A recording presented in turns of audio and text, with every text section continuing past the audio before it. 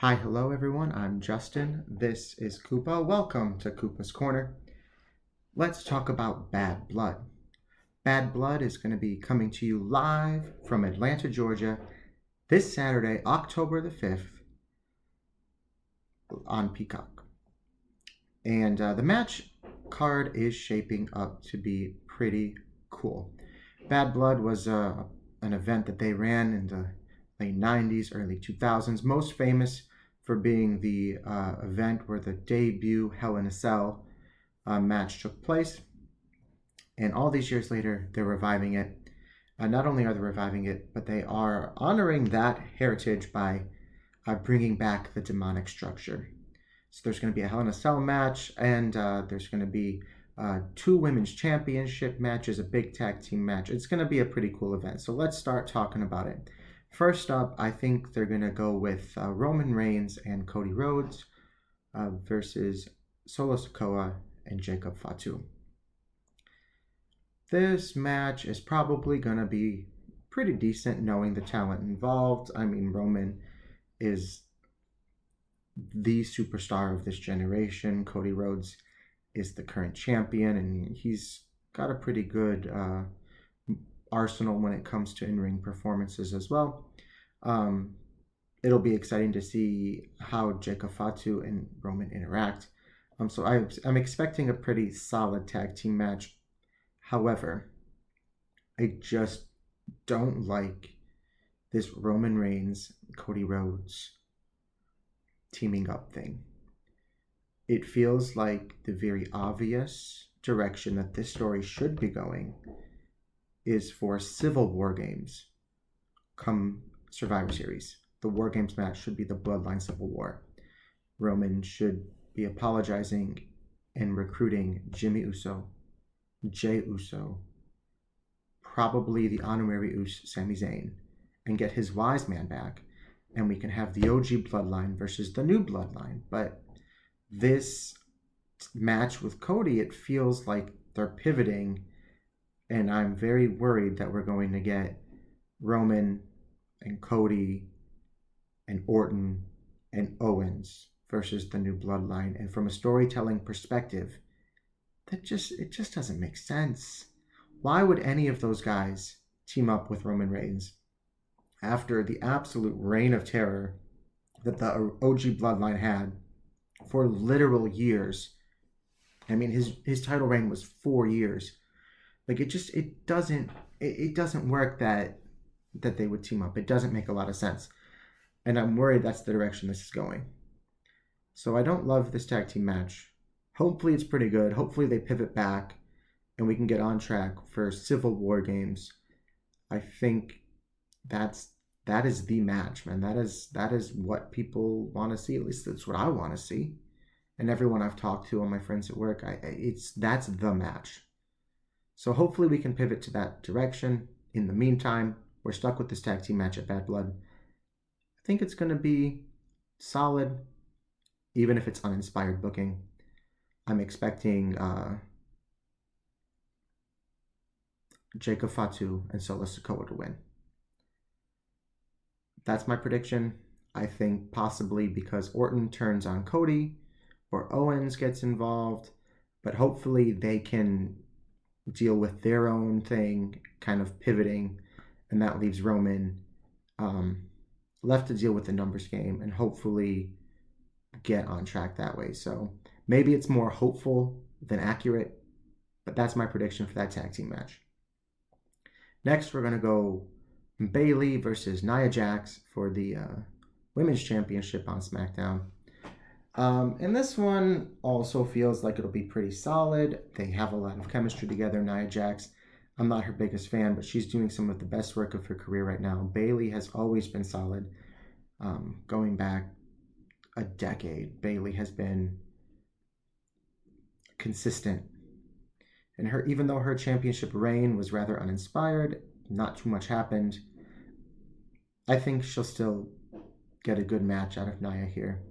That being said, I don't expect the status quo to change very much. I'm going to predict Nia Jax wins this. The story to be told is between Nia and Tiffany Stratton. I don't think Bayley is going to get the title back right away, particularly after how lackluster her reign was. So final prediction, Nia Jax. Next up, we're going Damien Priest versus Finn Balor.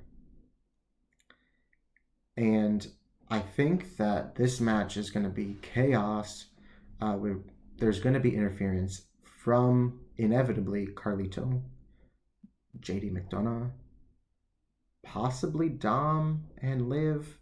They might stay away because they've got their own thing going on later, but I expect to see at least Carlito and JD McDonough here. There's going to be chaos. Ultimately, I'm going to say that Damien Priest gets the victory here. I don't know why I'm thinking that. It feels like from a storytelling perspective, it makes a lot more sense to go Finn Balor, but there is the Women's World Championship match. We're going to get to that next. And spoiler alert, I think Liv is going to retain.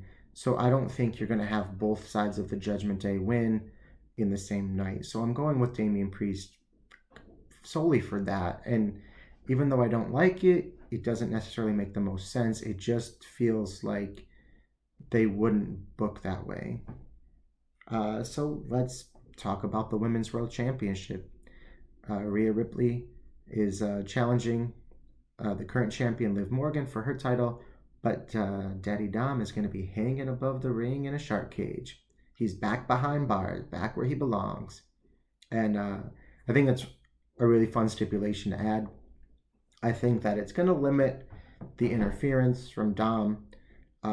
Some people that I've talked to have suggested that this is where we'll see JD, this is where we'll see Carlito. I don't particularly think so. I still think that Dom manages to influence the outcome of this match, even from the shark cage.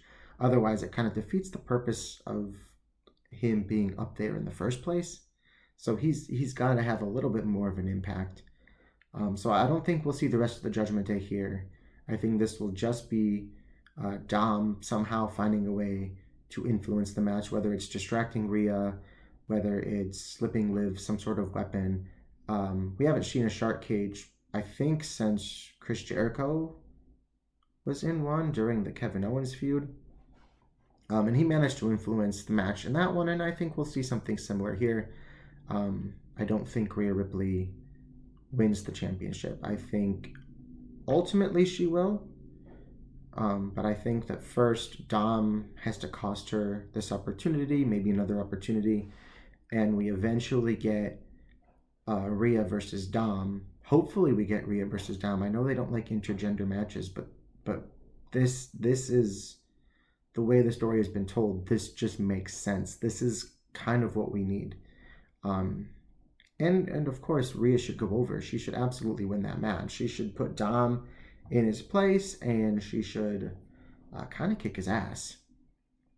And then she can go on to win the Royal Rumble and win her Women's World Championship back at WrestleMania. So I expect this story to be stretched out at least to WrestleMania.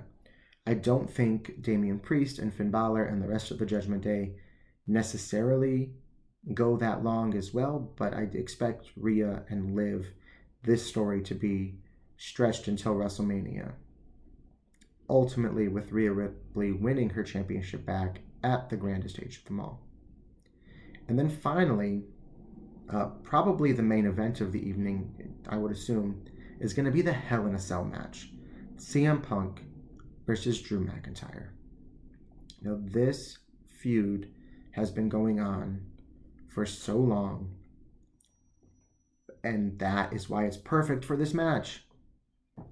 They have had such a long time to constantly build and build and build on their animosity, and I mean, these guys hate each other. Like, this isn't just, I'm challenging for your title. These are two guys who detest the fact that the other one exists. This match is going to be physical. This match is probably going to be gory. This match is going to be absolutely punishing. And I'm here for it, man. I'm excited about this. This is going to be such a fun match. And the Hell in a Cell stipulation has kind of been overdone with themed pay-per-views, with the fact that Hell in a Cell was an event every single year. But now we're moving away from that. Triple H is moving away from that. With Vince gone, we're not getting necessarily themed events the way we used to, and we can expect these matches to show up sporadically when the story calls for them, and that makes them all the better. So I'm really excited because this match absolutely feels like it deserves this type of a stipulation. That being said, I am expecting CM Punk to win. He finally got his win in the strap match, but it wasn't a definitive victory. I mean, he said himself, he won by touching all four corners, not by, pinfall or submission. And Drew McIntyre got the better of him on Raw after that, and Drew McIntyre won the match they had before that. And it just feels like this is sort of the last hurrah of this feud. This feels like the concluding chapter of this feud. So I think that CM Punk wins it, and we can finally start moving on. Drew McIntyre would make a great challenger going forward for Gunther. I mean, they've faced each other before, always producing excellent matches.